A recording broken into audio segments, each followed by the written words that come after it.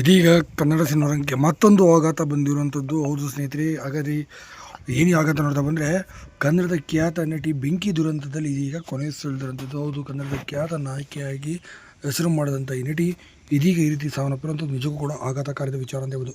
ಮೊನ್ನೆ ತಾನೇ ದಿಲೀಪ್ ರಾಜು ಅವರು ಹೃದಯಘಾತದಿಂದ ಕೊನೆ ಸೆಳೆದರು. ಇತ್ತೀಚೆಗೆ ವಿಜಯ ರಾಘವೇಂದ್ರ ತಾಯಿಯವರು ಸಹ ವಯಸ್ಸಾದ ಕಾಯಿಲೆಯಿಂದ ಕೂಡ ಬಳಲ್ತಿದ್ರು, ಅವರು ಸಹ ಕೊನೆ ಸೆಳೆದರು.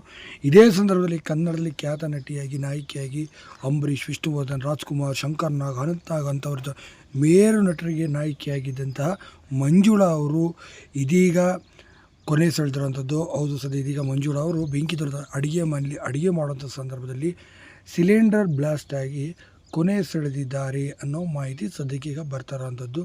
ಸದ್ಯ ತಕ್ಷಣ ಅವ್ರನ್ನ ಹತ್ತಿರದ ಆಸ್ಪತ್ರೆಗೆ ಕರೆದುಕೊಂಡು ಹೋಗಿ 1 ವಾರಗಳ ಕಾಲ ಸತತವಾಗಿ ಸಾವು ಬದುಕಿನ ಹೋರಾಟವನ್ನು ಮಾಡಿ ಕೊನೆ ಸೆಳೆದಿದ್ದಾರೆ ಅನ್ನೋ ಮಾಹಿತಿ ಈಗ ಬರ್ತಾ ಇರೋವಂಥದ್ದು.